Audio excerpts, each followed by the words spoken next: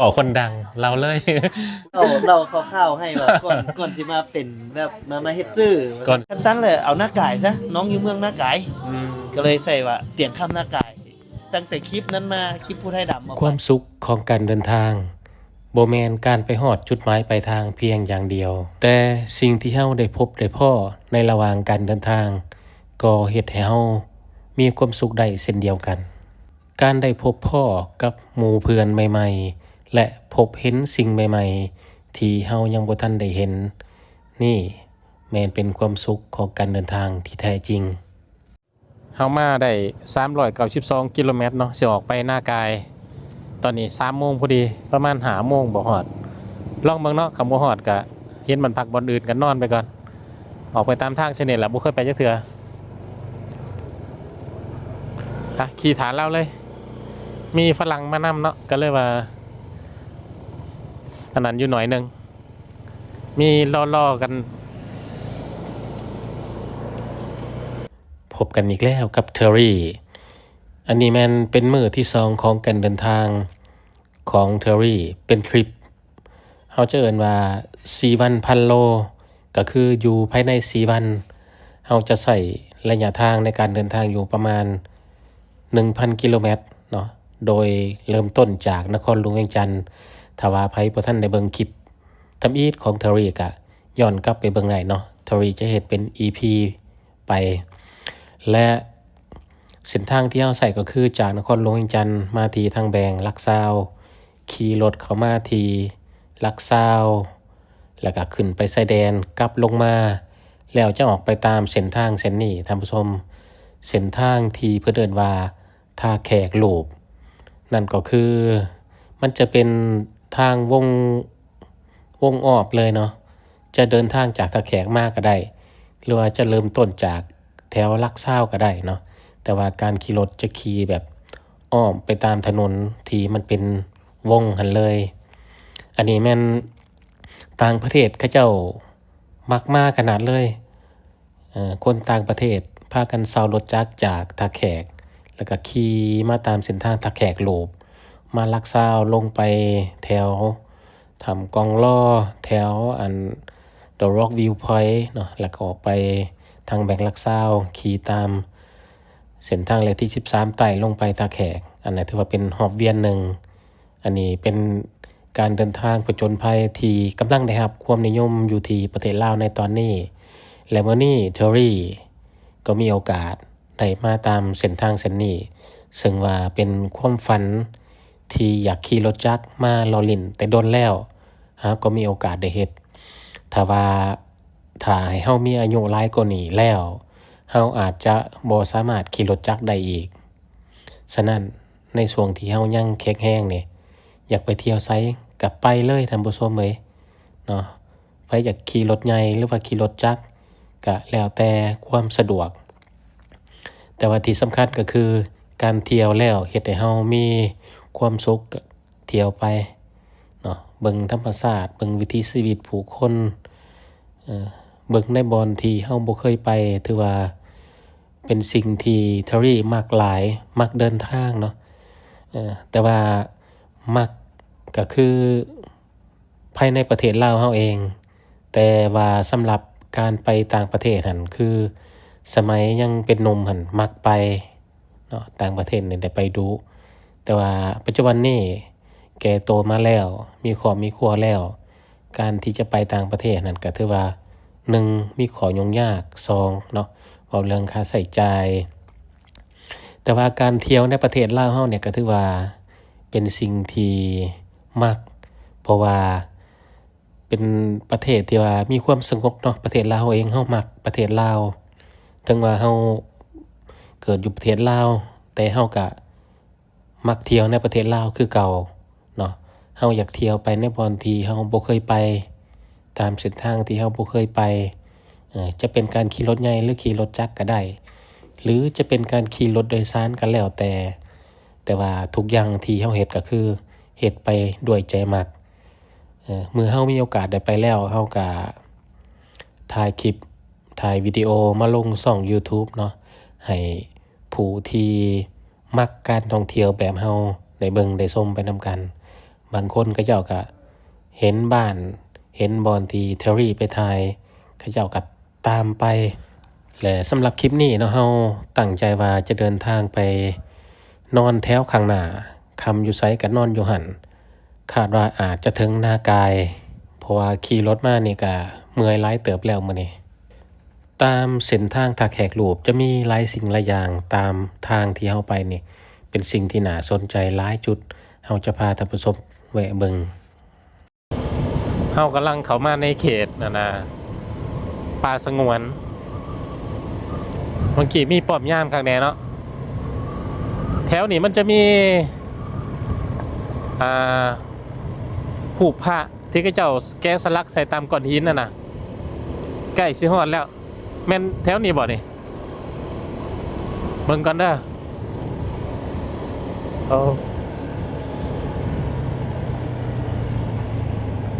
โอ้นี่มาฮอดแล้วนี่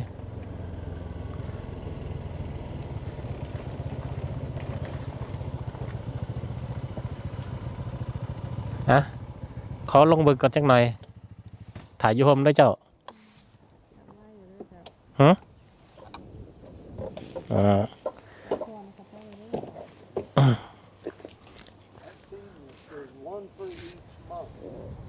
มาจอดพักอยู่ใกล้ๆสิฮอดทาลังโอ้เดี๋ยวแกกินน้ำก่อนแป๊บนึงปลดหมวกก่อนนี่เห็นตะกี้เจ้าถ่ายคลิปบัดนี้เฮาได้มีโอกาสมาแล้วนี่ถ่ายรูปบ่ยังหินแกะสลักหูปพระใส่บ่ฮู้ว่าเกิดขึ้นแต่ตอนใดไผมาแกะสลักใส่แต่ว่าพระที่เขาเจ้าแกะสลักนั่นแบบสีมือปาณีตได้งามเอาไผใส่เส้นทางท่าแขกรูปเนาะจากลักซาวไปนากายหรือว่าจากนากายไปทางลักซาวก็จะเห็นสิ่งนี้แหละตั้งอยู่แคนทางเลยมีอีกรูปหนึ่งพระใหญ่เลยทางนี้กะมีหอพร้อมเนาะน่าจะเป็นจุดเกิดอุบัติเหตุบ่จังใดจังมีหอนี่พร้อมนั่นนี่นะน่าจะแมนหรือจังใดเนาะเฮาก็หมู่เห็นประวัติ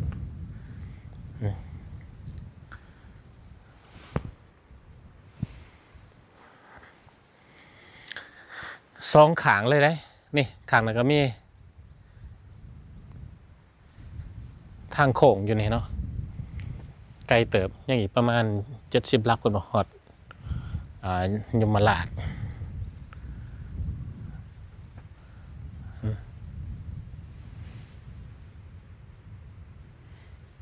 โอ้สีมือปาเนตเลยได้เนี่ย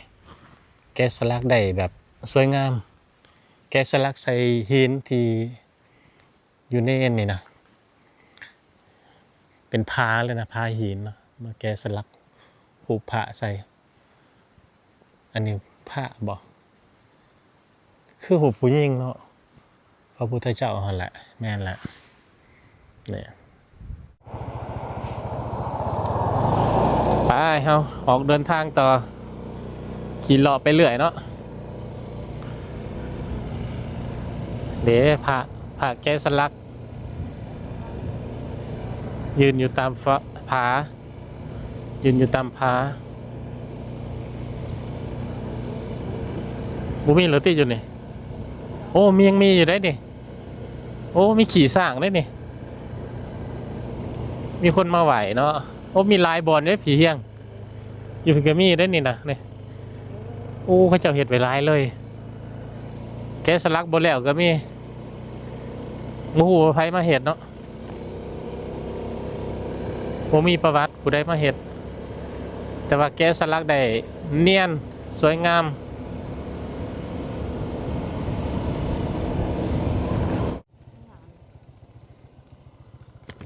โอ้มันเป็นน้องวะนี่นะมันเป็นเขื่อนอะไรนี่เขาเจ้าเห็ดยังกับโบหูมีรถมาจอด4-5 คันทิมพีบ่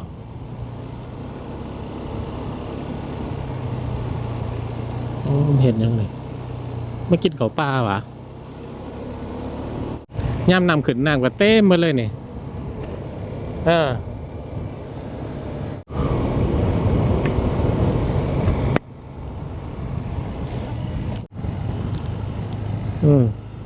ก็สิมีอยู่ป่า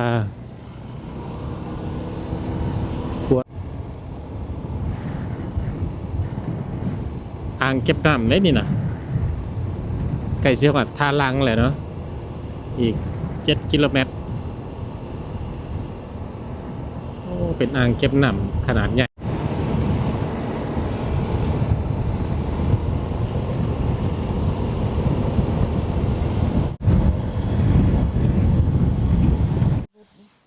เป็นจุดที่เฮาจะกลายไปได้ฮะนะจุดนี้ละเคินครัวทาลังเอาจะหน่อยสิผ่านจุดนั้นเนาะโอ้มันเป็นแม่น้ำใหญ่ได้นี่นะทาลังโอ้ปานทะเลคนน่ะโอ้โหบ่เคยเห็นจักเทื่อเห็นแล้วเด้อครัวทาลังถ่ายเอาเฮาดูเปลี่ยนเป็นกล้องหนาเด้เห็นปะถ่ายละครัวทาลังจับนี่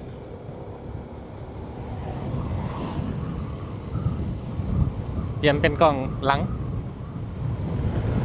เป็นหาดอาหารที่แถวนี่นะโอ้เขาจะเห็นเป็นหาดอาหารหลายได้ไหนยังโอ้แนมขึ้นหลังด้วยฮะนำกวางเติมเนาะนี่มีแต่หาดอาหารเบอร์แถวนี่เป็นหันขายหมดเลย โอ้นี่บ้านพักวะนี่มาหอดทาลังดักเราน่าจะเบิ่ง YouTube เนาะเราว่ามีบ้านพักอยู่ที่นี่แต่ว่ามันยังเว้นเติบเนาะมื้ออื่นเฮาอยากย่นระยะทางเข้าไปอีกเฮาจะไปพักข้างหน้าจะบ่พักอยู่ที่ทาลังซึ่งว่าข้างหน้านี่มันเป็นเมืองนากายเนาะเฮาตั้งใจว่าจะไปพักอยู่แถวนากายแล้วกันใช้เวลาบ่ดนปานใดเฮาก็มาฮอดเมืองนากายนี่คือเป็นอีกจุดหนึ่งที่บ่เคยมาจักเทื่อและจะมียูทูบเบอร์หรือว่าคอนเทนต์ครีเอเตอร์คนหนึ่งที่ว่าโด่งดังอยู่ที่นากายท่านผู้ชมก็น่าจะฮู้เนาะตอนเฮาเปิดคลิปนั่นแม่นเตียงคำแต่ว่ามื้อนี้ยังบ่ได้ติดต่อหาเราเลยเนาะว่าเราอยู่บ่หรือจังใดถ้าโชคดีก็น่าจะได้พ้อกันมาฮอดนี่ก็ถือว่าเกือบค่ำแล้วประมาณ5 โมงแลงรู้สึกเมื่อยเนาะถ้าว่าไปต่อฮอดยมราชเนี่ยก็30 กว่ากิโลเมตรน่าจะไปบ่ไหวก็เลยว่าตัดสินใจจะพักอยู่ที่นากายนอนเบิ่งบรรยากาศจักคืนนึงมื้ออื่นคอยเดินทางต่อ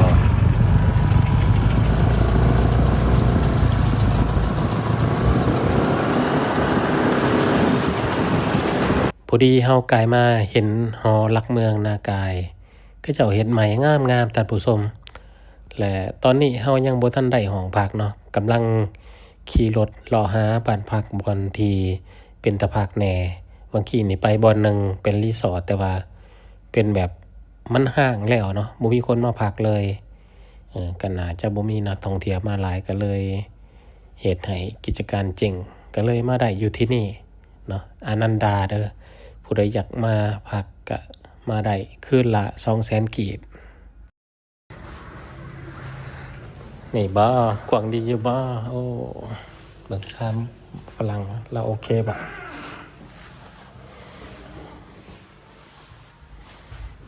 มีแอร์มีโทรทัศน์หน่อย25บอนกิน 25หั่นปิ่งเขาเปียกบ่เนี่ยก็เป็นทีแน่นอนเนาะเฮาตัดสินใจนอนพักอยู่ที่นากายคืนนึงตอนนี้กำลังออกมาเลาะตลาดเลาะหาบ่อนกินอาหารยังบ่ฮู้ว่าสิไปกินอยู่ไสมีแต่ใส่วิธีเลาะหาไปเรื่อยๆเนาะเห็นบ่อนใดเป็นตาก็สิพักแล้วก็จอดกินเลาะหาอาหารเลาะหาบ่อนกินหันกินนี่ปิดบ่ล่ะบ่ตลาดนากาย ก่อนมาเบิ่งก่อนโอ้แถวนั้นนะเป็นเสื้อผ้าบ่แถวนี้ปิ่งเป็ดอยู่ใช่ก่อนเขาว่าบอลทั้งหลังเฮานะโอ้สิได้กลับไปหันที่หอมปิ่งเป็ดกินหยังก็กินไปบ่มีนี่นะบ่แม่นแนวนี้สิกินว่าแนวนี้ บ่มี เป็นอาหารลาบเลยสั่งศีลมาปิ่งกันนะนี่จะปิ่งกันนี่ไก่หน้า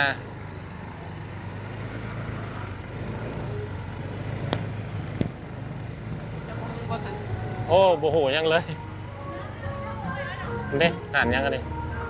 มันคือ มาอ่านเขาเอง กินแต่เขาเองมันสิไปทางไหนเนาะ โบโหแล้วเขาอันนี้เป็นทางเที่ยวมาเตี้ยนี่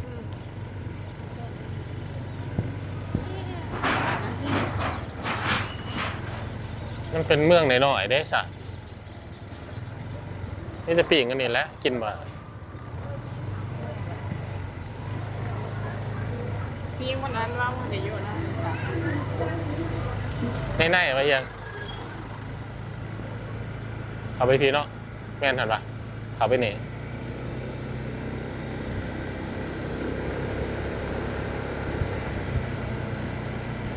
โมมีแล้ว คุณเป็นทางปีให้ปีค่ะ เท่านี้ปะ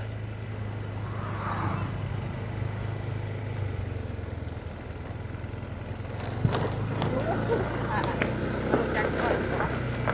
แม่นละโอ้เดินนี่ก็จะเอาเห็ดเศษยังนอกนี่ คือบนทางหน้าไป อ้าว โอ้ไปบ่ได้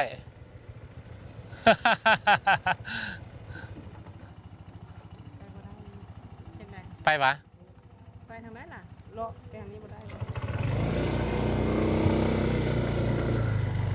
ของเราสบายพี่ โอ้ ได้เนาะ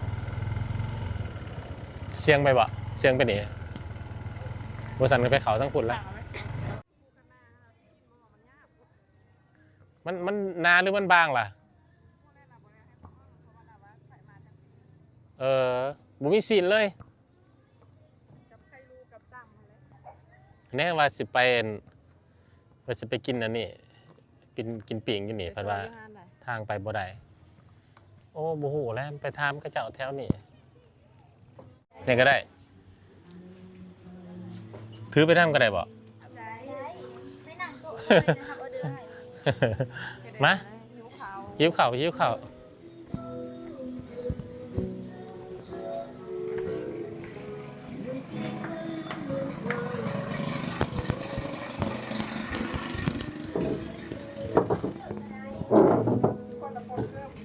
ฮะบ่ปลดก็ได้วะโอ้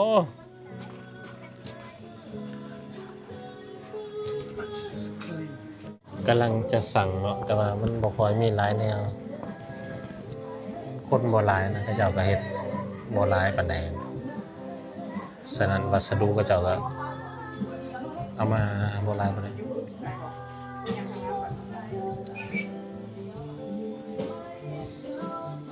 อยู่แถวนอกเนาะหาอาหารอยากหายากหน่อยหนึงเนาะมีให้กินก็ดีแล้วเกือบบ่ได้กินข้าวผัดนี่ก็ดี อยู่หน้ากายเนาะหากินยากถ้าบ่ฮู้บ่แน่นหรือว่ามันบ่มีนักท่องเที่ยวมาเขาเจ้าก็เลยบ่ค่อยมีอาหารขายหลายเนาะเห็นได้สมใจอยากล่ะบ่ เดินทางเมื่อยก็เลยอยากกินซ้ำลองมาดูเซ่ว่าตำยังก็ ตำมีขาวตำเฟ้อหั่นแหละกับอันน่ะใส่ลูกซีนใส่ผักเป็นได้โอเคอยู่พ่อคนดังนี่ สบายดี เตียงคำนากาย เจ้าทินวันนี้ มาพอกันโดยบังเอิญประเด็นนัด ดีใจที่ ยินดีที่ได้พบกัน ดีใจเลย มากกับไปเจ้า มากับน้องชาย เออ ไปน้ำกันบ่สุขที่จริงก็เบิ่งคลิปเจ้าตลอดแต่ว่า ขอยอยู่แต่เวียง บ่ค่อยได้ติดต่อบ่ค่อยได้อีหยังเนาะ เออ แต่ก็ลึงๆงูๆกันอยู่ เห็นกันในคลิปเนาะ แม่นๆแต่ส่วนใหญ่บ่สู้โซหน้าสู้ตาครับคน พอปานในเอกเนาะ ได้ยินแต่เสียงได้ยิน บ่มักโซน่ะ เออ โดนๆเทื่อหนึ่ง กี่ที่ขนาด คิดที่หน้าตาตัวเองนะยันผู้สาวมากเนาะ คนรอยันผู้สาวมักมาก็เห็นเมียยังมานำเนี่ย สบายดี สบายดีเทอรี่นะเทอรี่ เทอรี่ออนทัวร์ YouTube เทอรี่ลาวทัวร์ คนมาสไตล์แบบว่าไปเรื่อยๆนะคือสไตล์มันแล้วมันก็ง่ายแบบลักษณะแบบว่าเข้าไปเที่ยวแล้วเขาเอาสิ่งที่เขาเห็นเนาะมาให้คนที่บ่ได้ไปค่ะได้เที่ยวนะเป็นแบบคือมักสายนี้อยู่แล้ว แต่ว่าเรามาติดอยู่ที่สายวิถีชีวิตหลายมันยากมันเฮ็ดให้เฮายากแล้วก็เขาเรื่องค่าโฆษณาตับอีกตามหลายคือสายท่องเที่ยวก็สิพยายามปรับหัดเรียนแหละแต่จังได๋ก็แลกเปลี่ยนบทเรียน โอเค ยินดีต้อนรับมานะครับมื้อไปไสในมื้อนี่ เพื่อนสิออกไปทักแขก เส้นทางเท่านั้นครับ ออกไปทักแขกแล้วก็มือฮื้อก็สิกลับเวียง แต่ว่าจากนักกายไปท่าแขกนี่บอกไหมว่าทำใจในส่วนนี้เส้นทางเลขที่12เรานี่ ทางยากๆหน่อยนึงบ่ ทางมันบ่ยากแต่ว่าเข้านี่มันยาก ได้ เขายากในการเดินทางเนาะ โอเคสู่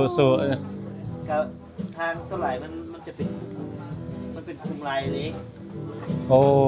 แม่ว่า รถ ลักษณะคือห้อยติดรถไถนะประมาณนั้นนะเพราะว่าเขาเจ้าถมทางเนาะถมทาง เออ ถมทางแล้วแหละมันนี่ทั้งหมดแหละ แต่ว่าไปได้อยู่เนาะ ไปได้ คอยไปเนาะคอยไปเอาประมาณจักลัก30-40ลัก แต่นี่เขาทักแข่งบ่ บนทางบ่ดี บนทางบุรีประมาณ40-50กิโล แต่มันก็ ลายอยู่ ได้เอาโชคดีไปคนเนาะ ขอคนดังเราเลย อันนี้เราคร่าวๆให้ว่าก่อนสิมาเป็นแบบมาเฮ็ดซื่อ ก่อนสิมาเฮ็ด YouTube คอนเทนต์เนาะ แต่ก่อนเขาก็เป็นคนมักถ่ายเขาเรียกว่าถ่ายไว้เบิ่งคือเขาเฮ็ดเวียกเลยเนาะเขาแต่ก่อนเราขออนุญาตนำว่าหลายคนก็อาจจะฮู้หลายคนก็อาจจะบ่ฮู้เนาะก่อนมาอยู่เฮ็ดเวียกสถิติไปเก็บกำข้อมูลหลายๆพื้นที่ ได้ไปไล่บอลก็เลยถ่าย ไปเห็นวิถีชีวิตอยู่ชนบทอยู่หยังเลยเวลาเฮามาหาคนอื่นเนาะเฮาเลยอยากเอาภาพที่เฮาไปเห็นนะมาให้คนเบิ่งวันนี้บังเอิญเลยบ่ฮู้บ่อนสิเอาให้เบิ่งอยู่ไสคนจังเบิ่งนำเฮาหลายก็เลยเอาไปอัปโหลดลง YouTube พออัปโหลดลง YouTube เอ้ามีคนเบิ่งเป็นหมื่น คนก็ยังเบิ่งเจ้าไปสื่อปลาก็ยังเบิ่งยังจืออยู่ ช่วงนั้นคนติดตามหลักร้อยแต่คนเบิ่งหลักหมื่นเฮาก็เลยสนใจแสดงว่าเฮาก็เลยบันทึกภาพนั้นมาเรื่อยๆเนาะแต่ว่าก็บ่ดังดอกวันนี้เฮ็ดมาอยู่สักพักนึงแล้วแหละมีแม่โขงออนทัวร์เข้ามาแนะนำอย่าครับต้องตั้งหัวข้อแบบนี้ต้องตั้งหัวข้อแบบนี้แล้วก็ใส่ภาพปกภาพเนี่ยสิ่งที่สำคัญสิ่งที่สำคัญที่สุดก็คือหน้าปกเนาะหน้าปก YouTube แล้วสื่อว่าสิปงบะมาแล้วคลิปที่เป็นเคินว่าสร้างตัวตนของเฮาได้เนาะก็คือตอนนั้นล่ะมันเป็นช่วงโควิดปี2020ประมาณนี้แหละแล้วเฮาไปพระธาตุเกศแก้ววันนี้เฮาถ่ายปึ๊บเฮาเอาลงมาผู้ไทยดำทักมาความดีใจนะโอ้คนมีชื่อเสียงเนาะทักมาน้องว่าคลิปนี้พี่เอามาโพสต์ต่อได้ไหมโอ้ยไปเลยพี่ว่าไม่มีปัญหาว่าผมก็บ่ได้รายรับอยู่แล้วว่าเตียงคำฮู้เลยว่าเดี๋ยวพี่เอามานี่บ่เกินอาทิตย์นึงคนติดตามที่คำจะฮอด 1,000 คนจาก200ให้ฮอด 1,000 คนภายในอาทิตย์เดียวบ่เป็นดอกว่าแล้วก็เตียงคำนากายยังบ่แม่นได้ยังเป็นนากายดิสตริกเพิ่นสิใส่นากายดิสตริกแม่นเพิ่นเลยถามว่าสิเอาชื่อแบบใดกันแท้ก็เลยปรึกษาเพิ่นนะว่าพี่ว่าบ่ฮู้เรื่องด้านนี้เลยว่าให้ตั้งชื่อแบบใดว่าเอาชื่อตัวเองคนจังจื้อชื่อจังได๋ว่าเตียงคำ เตียงคำ Channel บ่คักว่ะ เตียงคำ Official ก็บ่แม่นว่ะเอาให้มันเป็นจุดเด่นอันหนึงดูคันซั่นเลยเอาหน้ากายซะน้องอยู่เมืองหน้ากายก็เลยใส่ว่าเตียงคำหน้ากาย ตั้งแต่คลิปนั้นมาคลิปผู้ไทยดำเอาไป ก็เลยเป็นเตียงคำหน้ากาย โดยโอโต้เลยเท้าทุกมือนี่ก็เลยอันนี้ก็ต้องขอบบุญขอบคุณเนาะผมบ่เข้าใจทั้งคนแรกก็คือแม่โขงออนทัวร์ที่เพิ่นแนะนำที่เพิ่นแนะนำการเฮ็ด YouTube ในครั้งทบิดต่อมาก็ต้องขอขอบคุณ ถ่ายรูปสิ ทาง